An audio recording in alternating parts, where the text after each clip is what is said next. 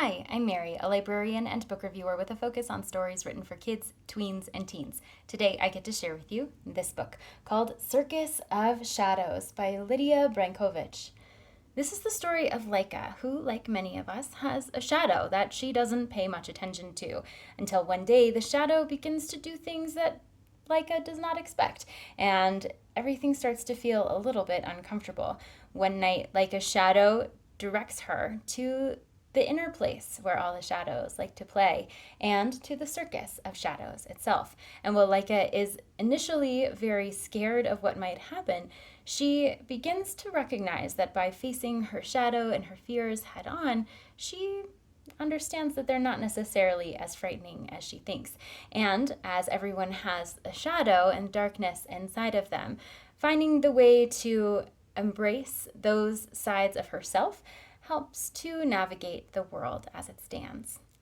This interesting picture book is a darker picture book for young readers, especially because it has a little bit of that spooky factor going into it with the shadow that is disembodied and behaving on its own. So Laika is definitely frightened when she is taken to the Circus of Shadows, but there is a nice resolution to the story that makes it less frightening. So for readers who do get scared of various things, this can be a nice way to help to show them that sometimes facing those fears makes them seem less scary than they were originally.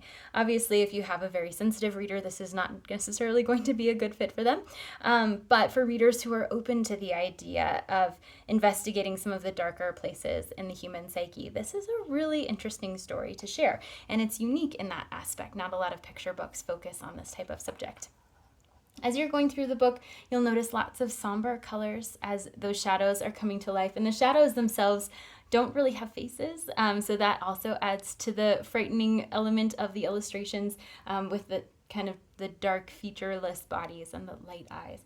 There's not a lot of text in here either, and it's a story in a way that is easy to connect with for young readers. So it's a little bit more of a fable storytelling kind of feel as you're introduced to Laika and see what happens to her as the story goes along.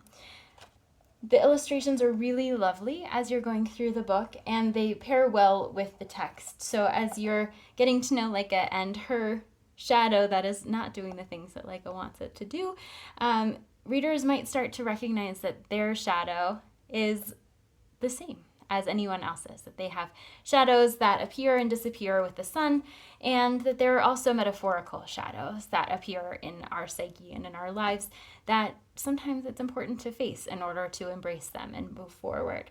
So it is definitely a story that is deeper, more rich in its storytelling aspect, and it will invite a lot of conversation with readers and their grown-ups about how the human psyche works and what the shadow really might mean for different readers. So definitely accessible to an elementary school aged audience in particular, but might need a little bit of support from grown-ups as you're reading the book, especially if that child is easily frightened. If this sounds like a great fit for you or for someone you know, I hope you look for it wherever you get your books.